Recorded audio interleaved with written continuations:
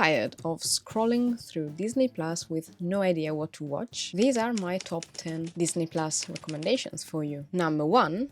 Cool Runnings. This is a 1993 sports comedy and it's loosely based on true events. After a Jamaican sprinter is banned from the Olympics, he teams up with a fallen coach to form the country's first ever bobsleigh team. Despite never having experienced snow, the team dreams of competing in the Winter Games. With their mentor's redemption on the line, they push themselves to earn a spot and chase Olympic glory. This is a beloved movie, maybe because I grew up watching it. It's a family movie. It will make you feel good, joyful even. There are a couple of scenes I keep replaying in my head, and one in particular came to mind when I experienced my first proper winter in Finland. This is such a genuinely wholesome movie. I rewatched it on an airplane a couple of years ago, and dare I say, it's the perfect airplane movie to watch if, like me, you worry about movies being too dark or inappropriate for children who may be sitting a row or two behind you. Do you have problems picking a movie for this reason too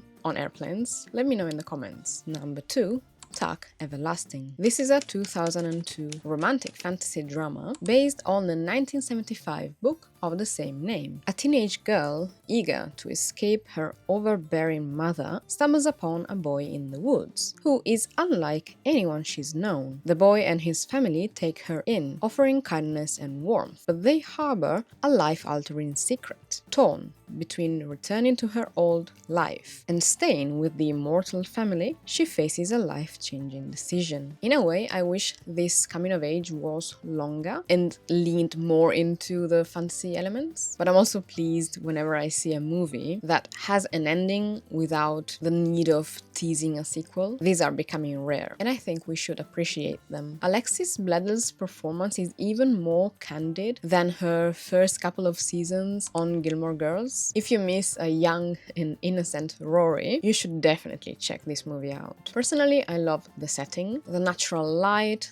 the music, and the overall acting in this film. I first recommended it in the top 10 wholesome movies video that I released last year. So if you're looking for something just as cozy as this one, watch this video next. Number 3.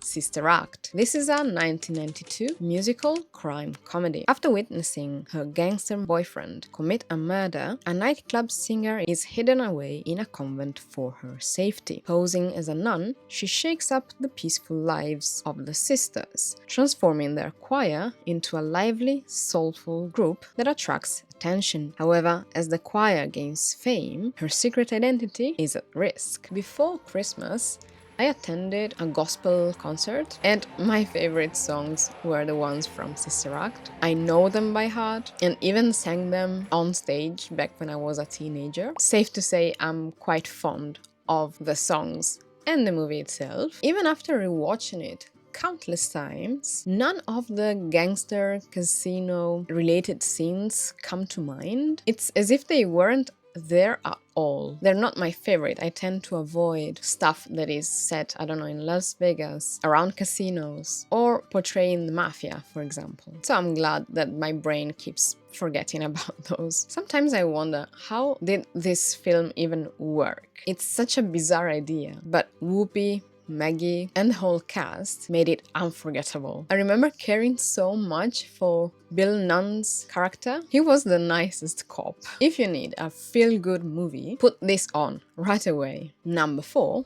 Tron Legacy. This is a 2010 sci-fi action movie, and it's the sequel to Tron, which was released in 1982. Since it's the second installment of a series, I will be as generic as possible with the plot summary, but if you don't want to know anything about it at all, go watch Tron first, which is also available on Disney+, and come back later. A young man, still haunted by the mystery of his father's disappearance, follows a strange signal to an old arcade, where he's pulled into a high-tech digital world. Inside, he learns that his father has been trapped for years and teams up with an unexpected ally born within this cybernetic realm. Together, they must navigate a world more advanced and perilous than they could have ever imagined, hoping to escape. Now that I watched Tron RS, I'm even more convinced that this is the best Tron film. And I'm glad I didn't pay for a Tron RS ticket in the movie theaters, because that would have been a waste,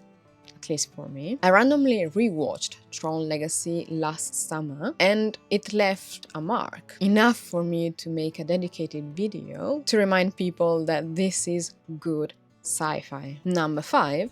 Honey, I Shrunk the Kids. This is a 1989 sci-fi comedy. After a scientist accidentally shrinks his children and 2 other teens to insect size, they must navigate the dangers of their now enormous world. Believing his shrink ray is a failure, the scientist discards it, unknowingly leaving the kids to face a perilous journey back home. Now tiny, the children must survive a treacherous trek through the yard, where ants are giants and sprinklers create dangerous storms. The Italian title is a tongue twister for non-native speakers, and I was not familiar with the English title as a kid when I first watched this one, so I didn't know they used a wrong form of the verb on purpose, just because it sounded better. By the way, if you want to try to say the Italian title, it's Tesoro, mi si sono ristretti ragazzi. You can ignore the sequels, in my opinion. But the first movie is a unique blend of 80s aesthetic and comedy. I doubt this movie would have worked without Rick Moranis. He was such an iconic actor in that period. His performance and his appearance set the tone for the whole film. But what I praise this movie for, and this is the reason why I mentioned it quite recently in another video, is CGI move over. Here they employed practical effects along with a clever use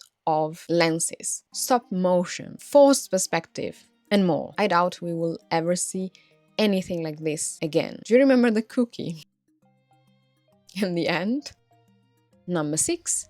The Love Bug. This is a 1968 sports adventure comedy based on the story Car, Boy, Girl by Gordon Buford. A struggling race car driver forms an unexpected bond with a Volkswagen Bug that has a will of its own, not realizing its true potential until a rival tries to steal it. Herbie, the self-driven car, wins races for the right driver who treats him well. Together, they become an unstoppable team, facing challenges from those who wish to take advantage. Oh, when a movie doesn't pretend to be more than it is. In this case, it's simply a light-hearted family movie. I would easily rewatch it on a sick day, for example, to keep me entertained.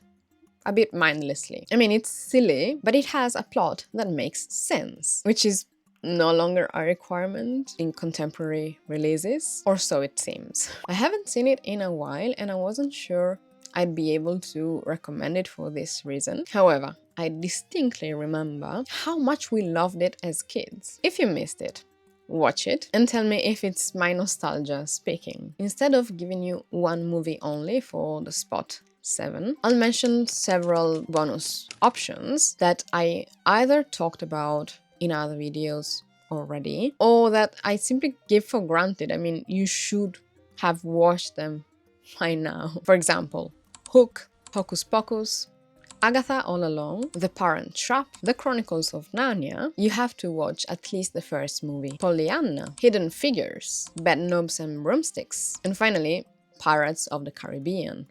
Obviously. But I also wanted to briefly mention The Gods Must Be Crazy. When I see the cover of this movie, all I can remember are some heartfelt scenes, specifically with the sun characters, but also the marvelous sound of their language, and a couple of comedic scenes involving a can and some water.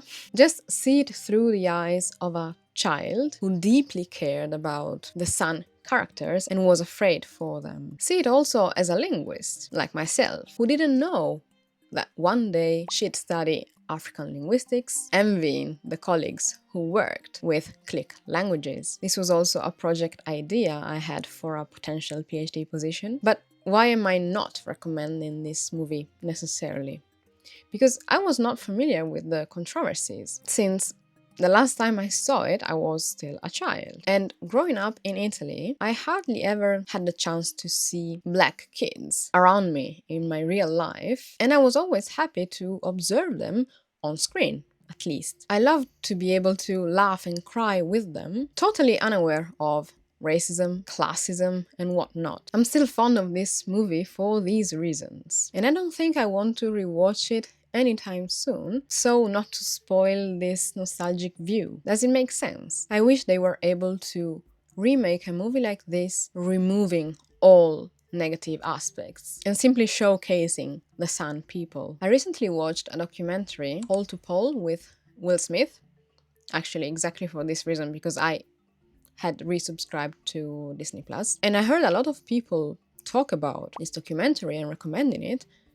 I was skeptical, but then I found that there were a couple of episodes that really spoke to me on different levels.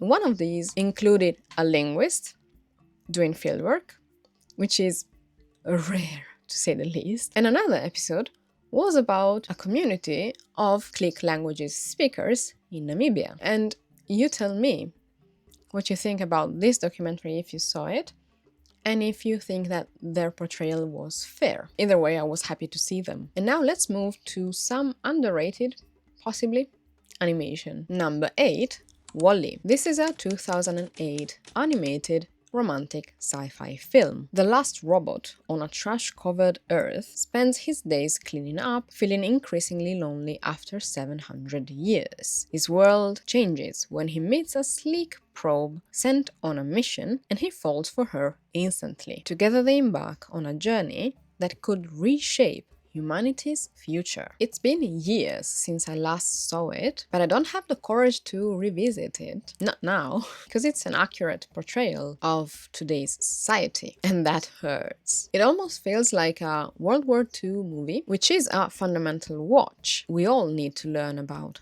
the Holocaust and the war itself, but there are days in which we are too aware of it, as if the wound was still open. I know it's a bit of a dramatic comparison, but it's literally the only reason why I haven't picked it up lately. That being said, it's a masterpiece. If for some reason you never watched it, think of a mix between Idiocracy and The Wild Robot. It's brilliant, thought-provoking, and visually striking. Number 9, Soul. This is a 2020 animated fantasy comedy drama. A middle school band teacher whose life hasn't turned out as planned has a deep love for jazz. His talent is undeniable, but it isn't until he journeys to another realm to help someone discover their passion that he learns the true meaning of soul. There, he uncovers a deeper connection to life and music. I could have recommended The Lion King and some other classic that I seriously doubt you never watched. I mean, you don't need me to tell you that those are worth your time,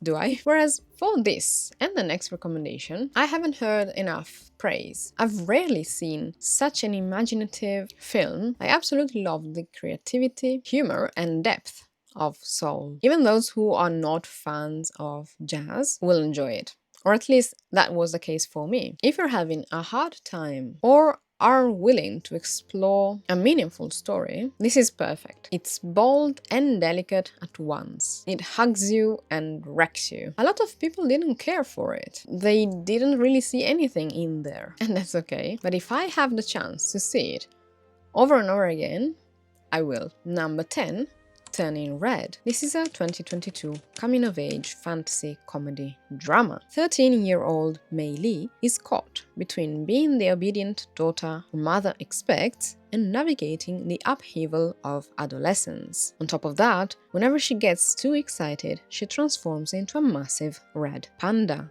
As she struggles with changing interests and relationships, her new condition makes things even more complicated. This movie has the same director of Bao, which is a short film that I highly recommend as well. And the reason why I'm putting this on this list, but at the very bottom, it's because this is objectively not as good as most animated films available on Disney+.